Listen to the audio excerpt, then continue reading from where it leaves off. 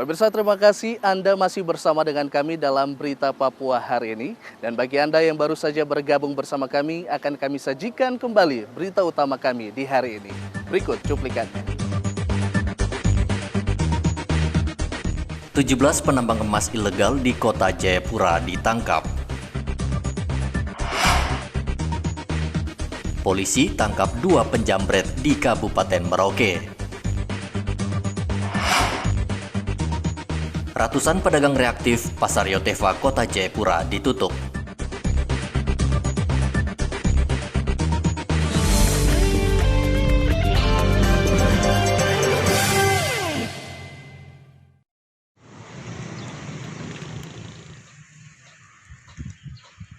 Mencegah penyebaran COVID-19, Satuan Tugas COVID-19 Kota Jayapura menutup pasar tradisional terbesar di Kota Jayapura.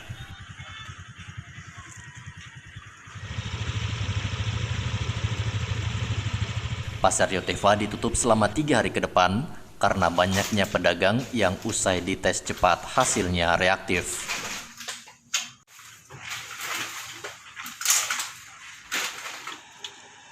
Ketua Gugus Tugas COVID-19 Kota Jayapura, Rustan Saro, mengatakan selama 3 hari pasar disemprot disinfektan sehingga pedagang harus berhenti berjualan sementara. Tim dari gugus tugas telah kami terjunkan ke lapangan. Pertama, tim penyemprotan. Ada 10 personil dan 1 mobil damkar dan mobil pickup menyemprot semua tempat-tempat jualan mereka, jualan pedagang kita, termasuk kios, termasuk lapak, termasuk los, ya. Dan target 3 hari selesai. Nah, yang berikutnya, yang ketiga, hari ini juga petugas kebersihan kita sudah turun ke lapangan. Ya, diantaranya adalah alat berat, sudah 1 unit kita terjunkan. Kemudian dump truck dari DLH ada 5 unit. Kami terjunkan juga di pasar untuk mengangkut sampah-sampah di selokan dan di dalam pasar. Yang keempat, Kadis Perindakop juga telah menyiapkan personil, ada sekitar 18 orang. Ya, yang ada di pasar ini, baik yang di kantor maupun yang di lapangan, juga bekerja sama-sama kita membersihkan pasar, semua jalan-jalan di pasar dan semua sampah-sampah di pasar. Target 3 hari kita bersihkan selesai. Nah, kita berharap betul 3 hari ini bisa kita optimalkan sehingga nanti hari Selasa ketika dibuka ada wajah pasar yang berubah karena sampah sudah kita bersihkan, sudah kita semprot sehingga pasar benar-benar steril dari kuman-kuman virus yang ada menempel di tempat-tempat jualan di masing-masing pedagang. Dari 1.948 pedagang yang mengikuti tes cepat COVID-19 selama 3 hari, 394 dinyatakan reaktif dan masih menunggu hasil pemeriksaan swab dari Labkesda Papua. Satgas menyiagakan Satpol PP di Pasar Yotefa untuk memastikan tidak ada satupun pedagang yang beraktivitas.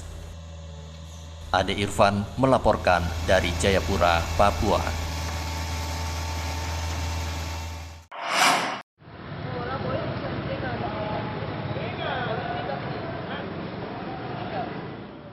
Menuju new normal atau kenormalan baru di Kabupaten Mimika, pemerintah daerah mengizinkan masjid dibuka kembali.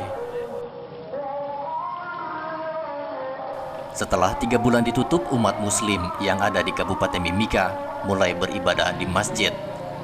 Meski pasien COVID-19 di Kabupaten Mimika masih ada, keputusan pembukaan kembali rumah ibadah di Mimika wajib menerapkan protokol kesehatan. Rumah ibadah wajib menyediakan alat pengukur suhu tubuh, tempat cuci tangan, dan wajib memakai masker. Jadi kita berusaha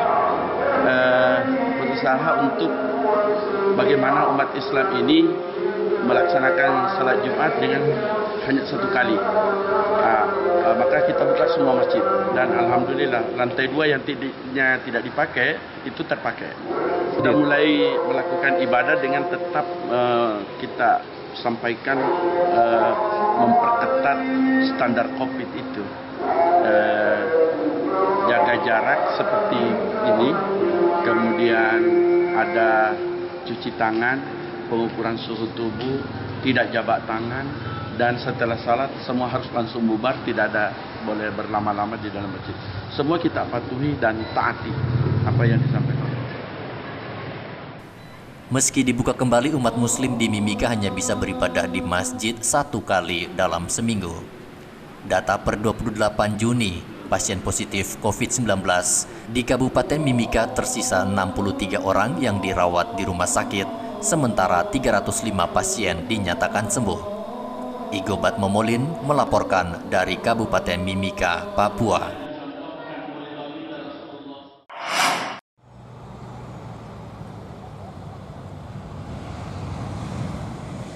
Tutup selama 3 bulan karena pandemi, pemerintah Kabupaten Merauke akhirnya mengizinkan Bandara Mopah dibuka kembali.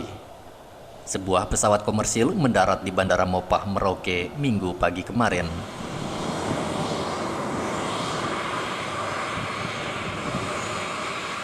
Puluhan penumpang yang turun dari pesawat langsung diperiksa dokumen perjalanannya, mulai dari kartu tanda penduduk dan kartu bebas COVID-19 dari daerah asal.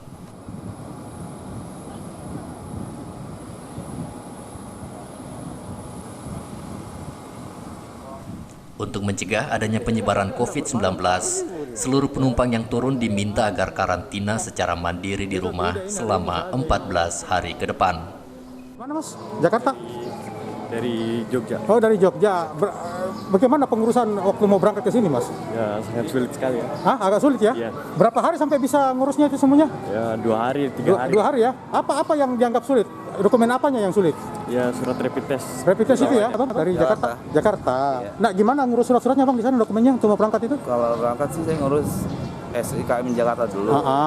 Habis SIKM Jakarta baru saya ngurus SIKM Merauke. Oh, gitu. Nah, gimana prosesnya itu, Bang?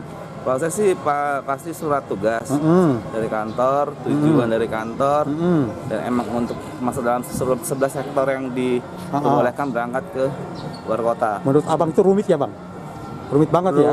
Rumit untuk kebaikan sih bagus. Oh, gitu. Tapi intinya rumit, Bang ya? Enggak juga sih. Bang, biaya rapid testnya berapa, Bang? Apa? Biaya rapid testnya berapa, Bang, di sana? Antara 300 sampai 500. Menuju new normal atau kenormalan baru, otoritas Bandara Mopah Merauke hanya membuka 2 penerbangan dalam sepekan dengan memprioritaskan para penumpang yang terdampak penutupan bandara selama 3 bulan. Muhammad Ridwan melaporkan dari Merauke, Papua.